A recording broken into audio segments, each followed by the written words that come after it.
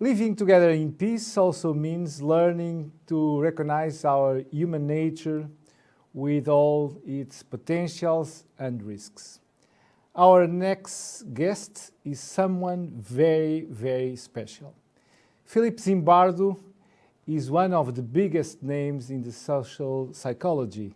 He became famous for the standard prison experience carried out in the 70s. Today, Zimbardo is committed to promoting heroism in everyday life through simple actions such as doing, speaking out, or even resist. His Iraq Imagination Project, a beautiful project, through which more than 35 people have participated, and this project is a really inspiration to all of us and of course for Ubuntu Leaders Academy. Welcome, Professor Philip Zimbardo. It's a great honor to have your presence with us. Please turn on your micro and it's your time. Thank you so much. Thank you very much for inviting me to share my ideas with my friends in Portugal and around the world. For most of my life, I have been an anti-war activist. In fact, considered or labeled a peacenik, doing many, many things of different kind to promote caring and understanding and to promote peace and getting people to oppose war. However, when I was 8 years old in 1941, I loved war, paradoxically, because that's when the United States got into the Second World War. And that was a war of good versus evil. Good was America and its allies in Europe and elsewhere versus the evil empire of Hitler's fascism, Hitler's Nazism, Mussolini's Italian fascism, and Japanese imperialism. And so as a child, we did many things, children, against the war. And at the beginning of the war, America was losing very badly in the Pacific against the Japanese forces for several years. And sadly, the war changed when America developed the hydrogen bomb and actually dropped it on Hiroshima and Nagasaki, killing millions of people and destroying so much. But as a child, it was really that sense of good versus evil. And probably it's true in every nation where your nation is going in a war against some other nation. But you don't see the killing, you don't see the murder. In most wars, there are hundreds of thousands of soldiers who get killed and millions of civilians and children getting killed. We're seeing this today in the war between Israel and Palestinians, where the people who are dying are not soldiers. It's not a war of soldiers against soldiers. It's a war of rockets, and children and civilians are being killed. So as I said, so during that period of the Second World War, we did many things, little things like we had victory gardens. In little pots, we grew radishes and tomatoes. We used our pennies to buy war stamps that we saved up, and you could convert it to a war bond, and that money goes to promote the war effort.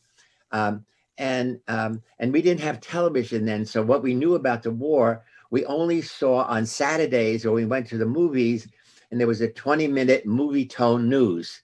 And of course, it was biased with propaganda because it's going to show America doing good things and the evil empire doing bad things.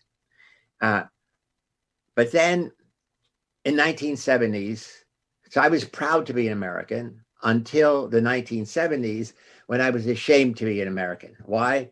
Because America got into the immoral, illegal war in Vietnam.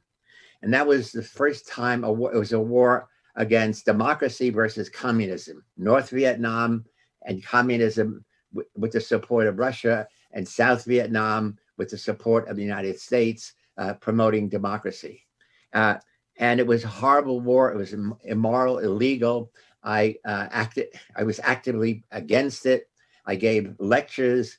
I organized teach-ins, which when I was a professor at NYU, a new professor, which meant all night. We met like from midnight to 8 o'clock in the morning, and we had returning veterans present and Buddhist monks, and just everything we could do to make people aware of how horrible that war was. And I went on marches in Washington and so forth. But and America lost that war. Okay, but it made me even more aware of how easy it is to get into war and how much war is psychological.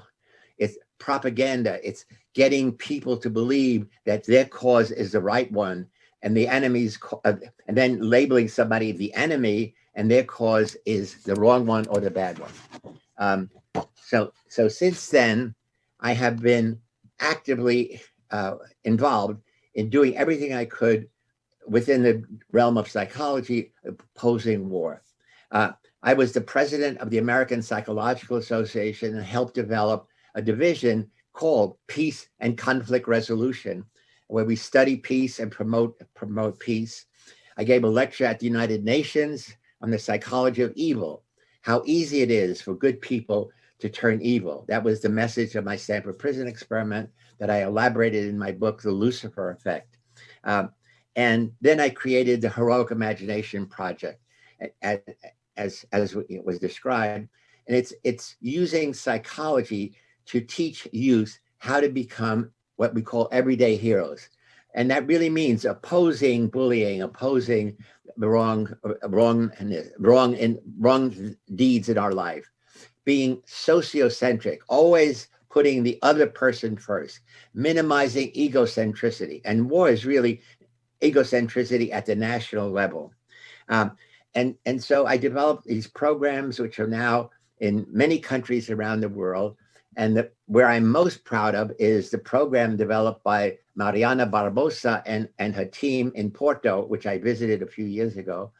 And again, they use my lessons, and these are lessons about how to change prejudice and bias into understanding and acceptance of others who are different from you. And that's really all war is, getting people to believe that others are not human like you. They are animals, they are beasts, they are different and deserve to be killed. And so the work that Mariana Barbosa and their team is doing in Portugal is a model of what's happening in many countries where my HIP program is embedded in the school system and promoting peace of all kind. And the main message is how easy it is for good people to turn evil, and how important it is for all of us in every way to get ordinary people to become good people, promoting peace, love, and caring of others. Thank you so much. Thank you so much, Professor Zimbardo. It was a great honor, a very special moment, your presence in this Ubuntu Summit. And our friend Mariana Barbosa, I'd like to thank you also, the bridge she made with you. Thank you so much, Professor Zimbardo. Bye, thank you.